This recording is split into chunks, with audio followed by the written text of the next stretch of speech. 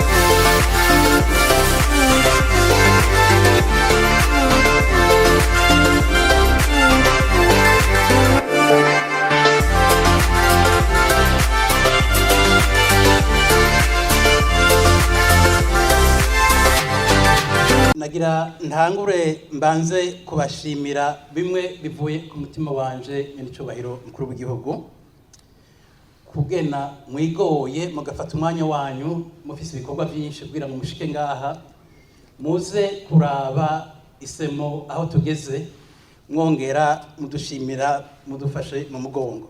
Ibitari bike mwabibonye ariko byinshi mwaravyumvise mwaraduhaye umubonano twarayaze akatari gake iterambere tugeze ko ingorane tugira twarabibaganiriye ni byinshi. Ubu rero turi niteka ntangere kubona mwashitse ngaha kuvyibonera mukabona ibi bitaro aho biri kugira ngo mutubwire uko bitangura cyangwa bidatangura mutudushimiye ariko turizigiye yuko muza kudushimira mukavyugurura.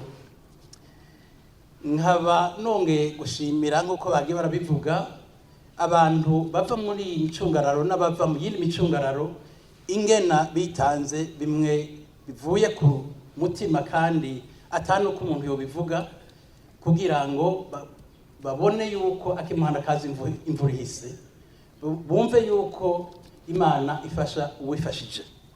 Barakoze neza cyane gose.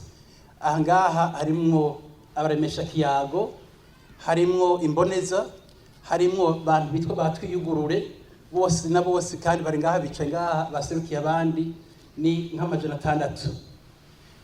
Hanyuma nitwari kuvyikorana twebwe nyene ngaha.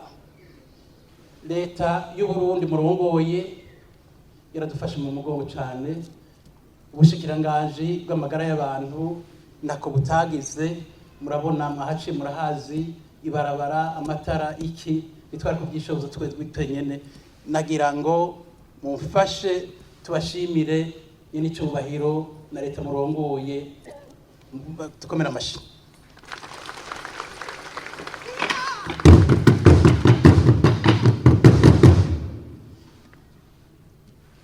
Mu Kirundi baravuga bati akanyoni katagurutse ntikamenya ubwezi. Hanyuma Imana yaradufashije, turava ngaha iwacu mugabo tutataye. Hanyuma turagira abagenzi, nitwagira abansi. Muri abo rero bakaba baje abatari bake, benshi ibihumbi n'ibihumbi, bakaba bariko bararorera ibi biriko birabe ngaha bababona. Umwe wese yaragerageje kuva ku bana bari mu mashuri matoya, arabakora imikate, umuntu agatanga ifaranga icyo ashoboye. Hariho n'abandi bafashije cyane bagatanga ubwenge, bagaterera ubwenge. Nk'ibi bitaro byarafashe imyaka 2 abahinga bacapa kugira ngo babicape bavyegeranye, bisunze umugambi w'iki kigo wuko ikirema umuntu cyose cyoba kihegereye kikashikira ifatwa neza mu rufasoni, utaravye ngo uyu n'umukene canke uyu n'umutunzi, bose icaco cyose bagafatwa nk'umwana nk'abana b'Imana mu rufasoni, mu buntu n'iteka ntangere. Abo rero benshi bariko baratwumviriza, abandi nabo bari ngaha ni ibihumbi n'ibihumbi, n'ahandi bitware kuba kuvyishoboza twese. Nagira ngo abari muri board ya organisation bari impande yanyu, hariho umufasoni ari mushinga ntahe Rishi Narang atwara iyi komite ari ngaho, hakaba Anne Perez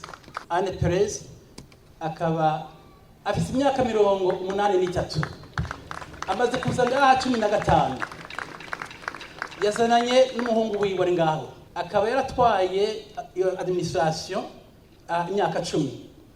Akaba hariho Sharon Jacob, akaba yazananye n'umwana wiwe, umushinga ntawe wiwe ntiyashoboye kuza ngaha, tubashimire muracyeko cyane. Akaba Dennis hano atwaye kaminuza ikomeye cyane New York, akaba ari muri administration yacu. Jewe ngira ngo nabo abashoboye gushika ngaha, abatashoboye gushika ngaha twese turi 17, hanyuma bakaba babashukiye. Iyo atababo nituba turi ngaha, barakoze ibishoboka byose kugira ngo turonke amafaranga yo kugira ngo twubake ibi bitaro. Kenshi mu Kifaransa baravuga bati charité bien ordonnée commence par soi, ariko twebwe reka duhere ku badufashije. Nta muntu wenyene ashobora kuba ari ngaho atagira umubanyi, atagira ubundi. Nagira ngo nongere nshimire umuryango wacu, ndibari ngaha. Umufasoni wanje yatwaye iki kigo, ari directeur medical imyaka 4, hanyuma akaba yifuje kuza ngaha mugabo ari kumwe n'abana. Abo bana n'umufasoni wanje Catherine, n'umwana wanje Charlie, umukobwa umuhungu afite imyaka 4, umukobwa afite amezi 17. Murumva yuko ahagaha hano hari mwanya cyane rwose, navuye nibagira, ariko Imana yarantabaye Imana yarantabaye ndubaka. Nyuma ngira ngo bazoshika ngaha bakaba bashobora kumurusha bati bandanya, ahubwo barazi akamaro k'ibyo turiko turakora ngaha. Nabo nyine ndabashimiye cyane, bimwe bivuye ku mutima, kuko iyo bagira bateka sinari kuza ndashaka ko sambura urugo. Hanyuma nyine icyubahiro mukuru w'igihugu, nk'uko babivuze, kuva igihe twatangura kuza ngaha 2005 twasanze ingorane nyinshi cyane rwose. Hanyuma zari ingorane zijanye n'amagara y'abantu make n'ibindi byinshi murabizi igihugu caciyemo. Bamwe barashobora kugira bati biragoye reka mpunge. nk'uko mubizi Mpungigwaha yakimaje amaguru, hanyuma bamwe twaragiye turasubira inyuma tugira tuti none umuntu yoterera iki, turegera leta y'u Burundi turabiganira ibyo twabonye mu banyagihugu n'ibyo twayaze, hanyuma baradufata mu mugongo bati ahubwo ico mushoboye cyose karibu. Ibikorwa ngaha rero byose byahereye ku magara y'abantu, tugira tuti reka mudufate mu mugongo, turatangura tugera kuva ico gihe gushika muri uyu munsi turiko ingorane twaciyemo ni nyinshi, ariko ubu izo ngorane murabona yuko iyo hari ishaka hari umutima atakidashoboka. Benshi bati hari ubukene, ibi nivyokorwa ni binini, ariko nguko mwama muriko murabivuga, ubukene bubi cyane ni ubukene bw'umutima, ubukene bubi cyane ni ubukene bw'umutwe muto. Ivyo rero turi kumwe na bose bari ngaha twarabigiyemo tukayaga, ikiyago caha nico catumye dushika kuri aho tugeze. Turafatana mu mugongo n'abatari bake, mbere n'icyubahiro mukuru w'igihugu, abantu benshi batari baba ngaha muri micungararo bari bazinanye ukundi kudateje imbere.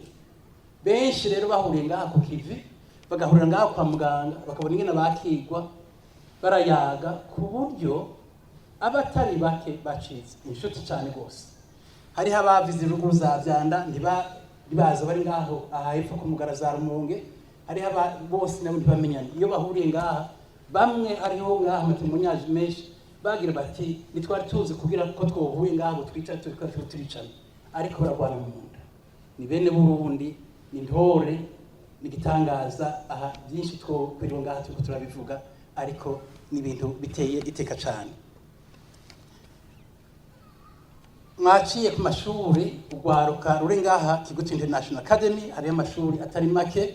Ivyo byose tukagira tuti ntawovura ingwara gusa kubera umuntu yaje avuga ati mfise ubushuhe nukuraba icabiteye, hanyuma tutireka tuje mu mashuri, kuko y'abantu bafise amagara mu mutwe bakongera bakagira amagara mu mubiri, niho bagwanya n'izindi ndwara ntibashobore kuza kwa muganga, bakabandanya bimvira ingena batera imbere bagateza igihugu imbere, igihugu cabibarutse na Afrika, bakaja mu makungu bakaramutswa ubuntu, iterambere n'urukundo.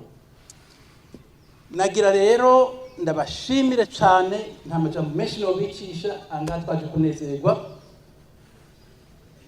bimwe bivuye ku mutima. Abantu bose badufashije kugira ngo dushike ngaha, abantu bose bagiye baradusengera kugira ngo tugire amagara, tugire amahoro.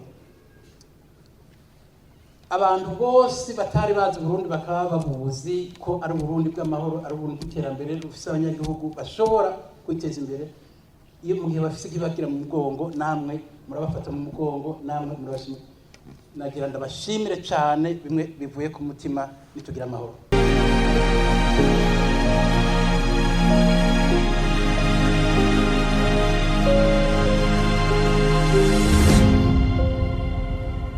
Imbere ya vyose naje nagira nifatanye n'abafashe amajambo ubwa mbere, inkengurukira Imana mushobora vyose, iyo yagiye imbere nyene icubahiro umukuru w'igihugu cacu c'u Burundi agashika amahoro ngaha muri kino kibanza, eka mbere ikaba yashize ikiganza cayo ku muntu wese ari hano. Reka ndabasabe nyene icubahiro umukuru w'igihugu cacu c'u Burundi n'abari ngaha mwese mu vyubahiro vyanyu, duha Imana icubahiro ibereye mu kuyikomera amashi menshi cyane.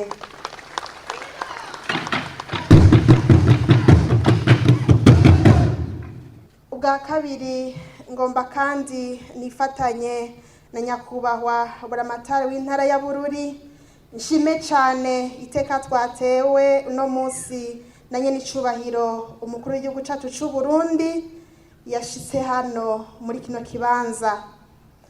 Nanje nyene icubahiro ku izina ry'abatumire bose bari hano muri bino birori, ndabahaye ikaze muri kino kibanza.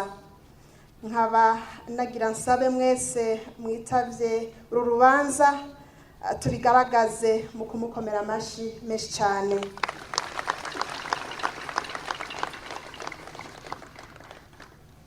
Kwishikira ngaha uyu munsi nyenicubahiro mukuru w'igihugu ni ikimenyetso gikomeye cyo gushira mu ngiro ibyo mwemereye abenegihugu ko murajwe ishinga n'imigambi ibashikana ku iterambere rirama.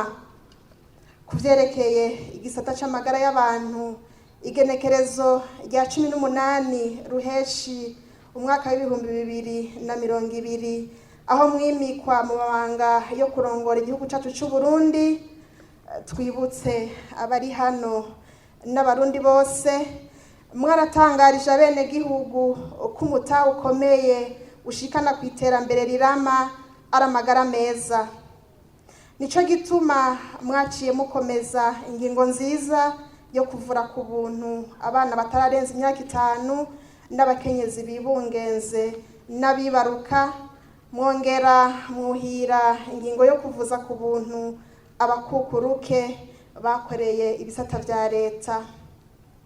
Kugira izo ngingo zije mu ngiro, mwaciye mutanguza umugambi wuko ikomine yose igira ibitaro vya komine, aho akaba ari mu ntumbero yo kwegereza amavuriro n'ibitaro abenegihugu kugira ntibagende urugendo rurerure barondera umuganga iyo bakitswe n'amagara. Nyenicubahiro mukuru w'igihugu cyacu c'u Burundi, banyakubahwa mwese muri hano shengero, kuva hatewe igikumu ku masezerano hagati y'ubushikiranganji bujejwe amagara y'abantu n'ishirahamwe Village Health Works, turashima ibikorwa vyaranguwe n'iri shirahamwe mu guteza imbere igisata c'amagara y'abantu. Kuva mu mwaka w'ibihumbi 2007 klinike Kigutu itanguye gukora, abenegihugu barayihurumbiye kubera ubufasha baharonka, gushikaho Kigutu iba rurangiranwa, iraratwa, mbere hari abagwayi bava mu zindi ntara no mu bindi bihugu baza kwivuza ngaha.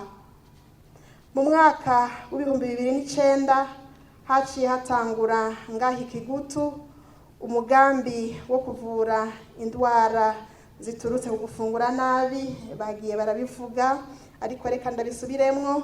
Mbere aho Kigutu iruhande y'ubuvuzi hacatunganywa n'uturi mashure two gutanga ubumenyi kuri abo bafise uwo mutwaro mu ntumbero yo kubigisha kwitunganiriza ingene bafungura neza basubiye mu mihani wabo.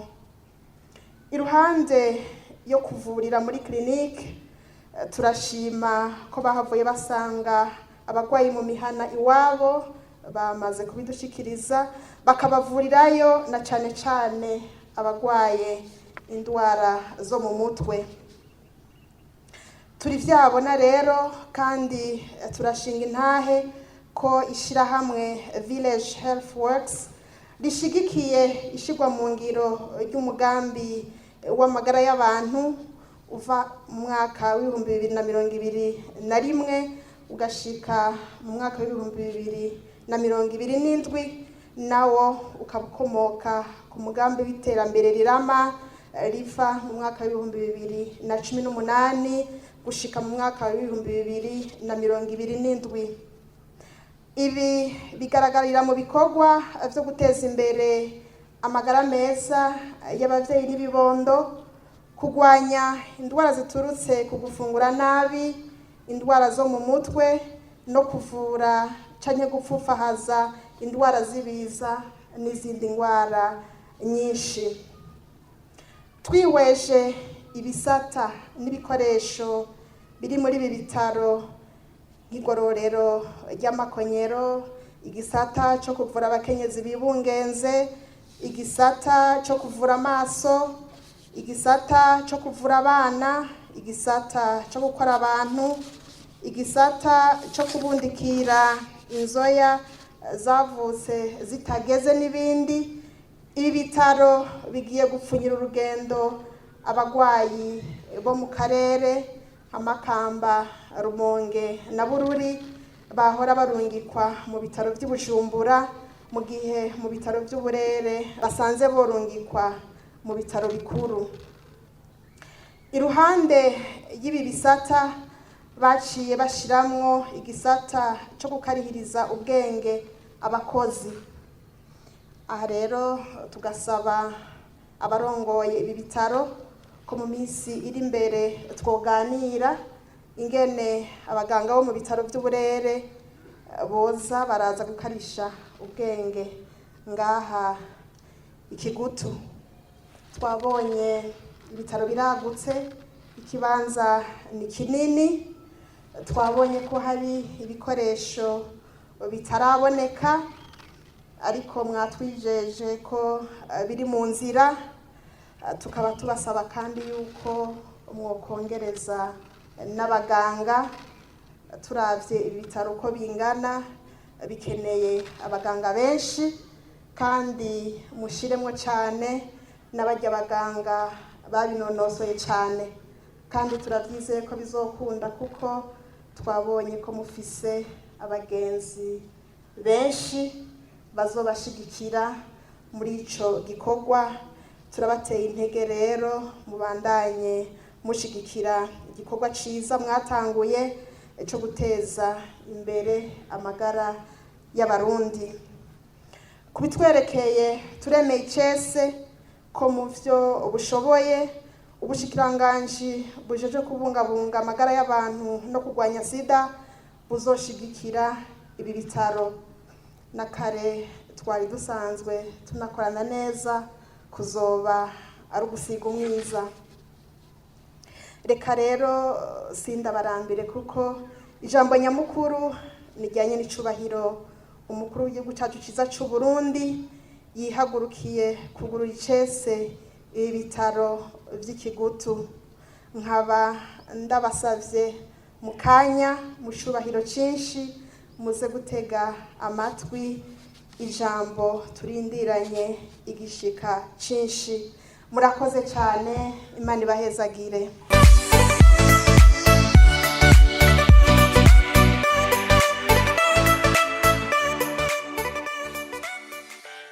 Nyakubahwa mwese ndongozi murongoye ibisata bitandukanye mu buzima bw'igihugu cyacu, nyakubahwa bashitsi, cyane cyane ndakiriye n'umutima bikunze mwebwe mwaje mwumva mu gihugu cya Amerika. Ndabakengurukira cyane ku rukundo mufitiye iki gihugu cyacu. Ndabakiriye rero muri iki gihugu cyacu, mumererwe neza, twebwe turabanezerewe. Nyakubahwa bihereye Imana mutuvura ku mizirikanyo yacu. Nyakubahwa bene gihugu mwese bashitsi bahire, umwe wese mu cubahiro Imana yamuhaye. Tugira amahoro, tugira amahoro, sabwa amahoro, ubumwe, iterambere n'ubutungane mu gihugu cyacu.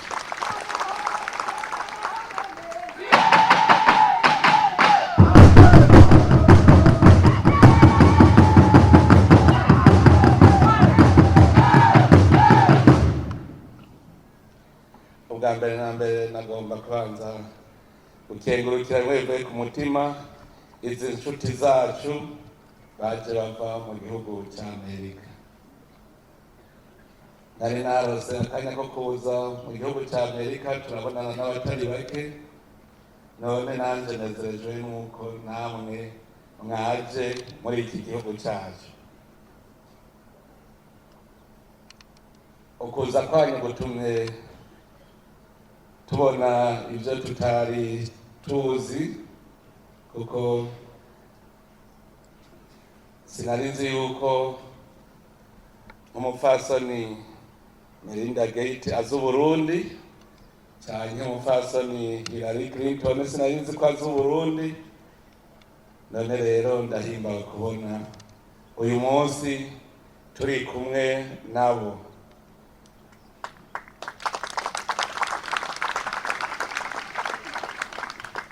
Ibi rero biduha icyizere yuko Uburundi buri mu bindi bihugu, yuko Burundi bufise inshuti n'abagenzi.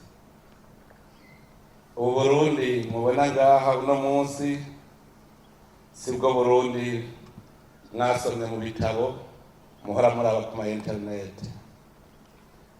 Uburundi bwaraciye mu ngorane zitagira uko zivugwa kuva mu gihe cy'ubukoroni gushika no ku zindi ntwaro zagiye zirakurikirana. Ariko kuva mu 2005 abarundi twaratanguye kwiyubaka, turiyubaka bukebuke intambwe ku ntambwe, none mushitse uno munsi Uburundi ari igihugu cy'umwizero, ni igihugu ubu gifise amahoro, abenegihugu bari baracanyemwo ubu basigaye bari mu mwumvikano, igihugu ciganjemwo intwaro ya demokarasi, igihugu twavuga yuko kiremye, tudahugumbwa ngo ejo buca mpunga. Rero ibi bihe igihugu cyacu rigezemwo ni ibihe rero bitangwa gukamisha. Uko dutera intambwe niko turaba icyo tuma ubuzima bw'abene igihugu butera imbere. Muje kandi twaheruka gushira habona ishusho y'Uburundi dushaka, aho twabonye yuko twokora ibishoboka byose kugira ngo mu mwaka wa 2040 Uburundi kizobe kiba ari igihugu cifashe, mu mwaka wa 2060 kizoba ari igihugu giteye imbere. Muri ivyo rero kugira ngo tuhashike hariho vyankenerwa. Ivyo vyankenerwa umushinge uhera ku mushinge nyene. Amagara y'abantu nico ca mbere, n'inyigisho mu mashuri. Turakeneye yuko abana bacu bakura bafise ubuhinga bushobora gutuma bakora ibikorwa bibateza imbere. Ariko vyose nta na kimwe gishoboka abenegihugu badafise amagara. Nico gituma muri ico gisata c'amagara y'abantu twipfuje yuko mu 2040 ikomine yose yoba ifise ibitaro. Mu 2040 umutumba wose uba ufise itabariro, kugira ngo umwe wese ahari amagara yiwe aguma akurikiranirwa hagufi kuva ku mwana akiri mu nda ya nyina gushika no ku musaza. Turifuza kandi yuko muri uwo mwaka twoba dufise n'imiburiburi ibitaro nk'ibi 6. Igihe naza kubaraba muri Amerika narababwiye ngo turatanguye ntiduhejeje. Nabasavye yuko iki kigo cyo ngaha mu Gigutu coronka abagikurikira, ikindi bigo bigikurikira, tukaronka icyo mu buraruko, tukaronka ikindi kigo mu seruko, tukaronka ikigo mu burengero no hagati mu gihugu, ibigo nk'ibi. Gutyo twoshobora kurema, tubonye dufise ibitaro mu makomine, tukagira n'ibindi bitaro bibayabaye, tukagira n'ibitaro bikuru bishobora kutuvura. Ico gihe tuzobona yuko amagara y'abantu atanguye gutunganirizwa. None rero ndakengurike cyane mwebwe mwafashije. Mpere kuri uyu muvukanyi Deogracias. Deogracias aratanze akarorero, arerekanye yuko bishoboka. Abarundi benshi bakunda kuvuga ko umenga ntivyoshoboka, Deogratias yaba wenyene ivyari gushoboka, mugabo arerekanye ko turi kumwe twese bishoboka, turi kumwe twese birashoboka. Nimurabe ingene yagiye kurondera abagenzi, akarondera abenegihugu ngaha bose bagashira hamwe bakaronka ikigo nk'iki. Jahantu ndahazi hari ijambo, nico gituma navuze nti ntimuze mu ntange kuhinjira tuze turi kumwe n'imiburiburi.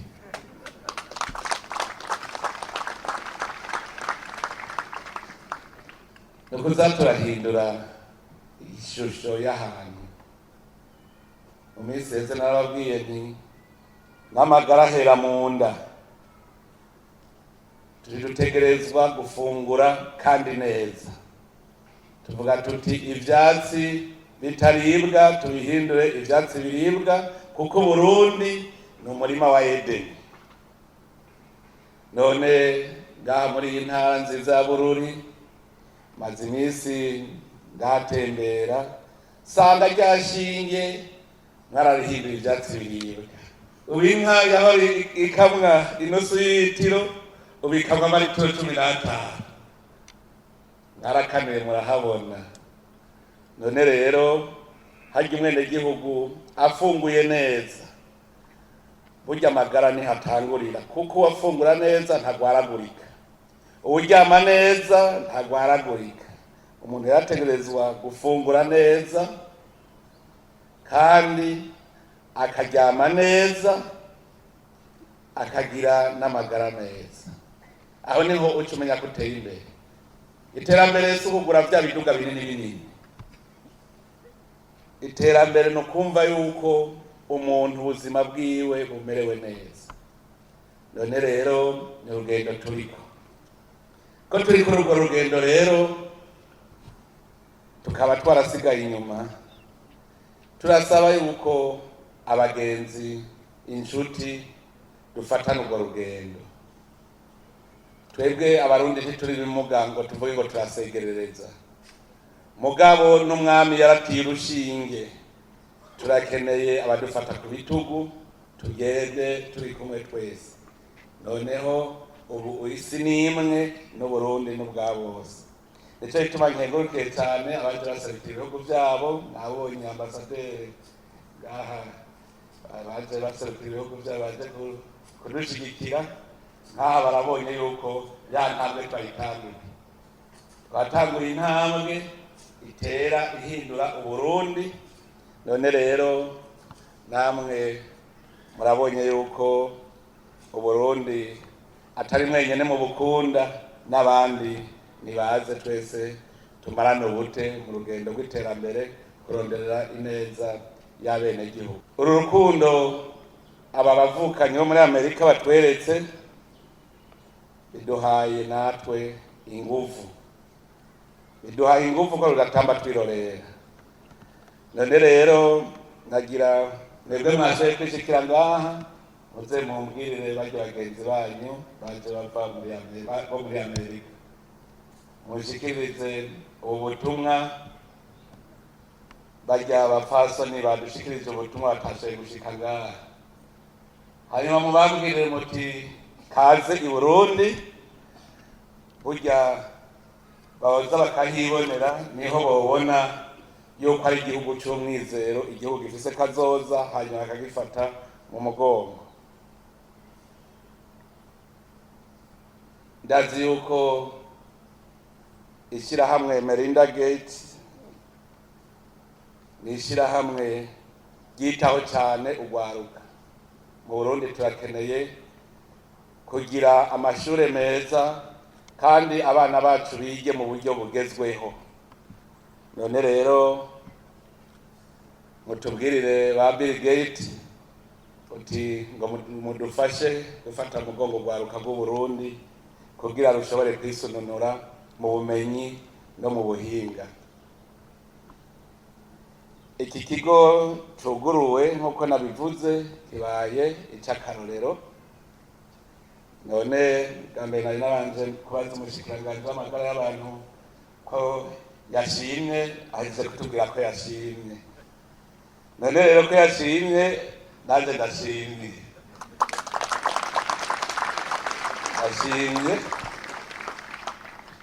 kandi nkenguruka n'ubushikiranganje ko bwemeye kumufata mu mugongo. Nico gituma rero muri aka kanya nanje ciyemenyesha icese yuko iki kigo gitanguye ibikorwa byo kubungabunga amagara y'abantu. Muragahora gutyo mwame muramira abarundi, twame turi ku bikorwa kugira ngo igihugu cyacu gitere imbere. Reka rero duce tugenda tucugurure icese. Murakoze mwese, Imana ibahezagire.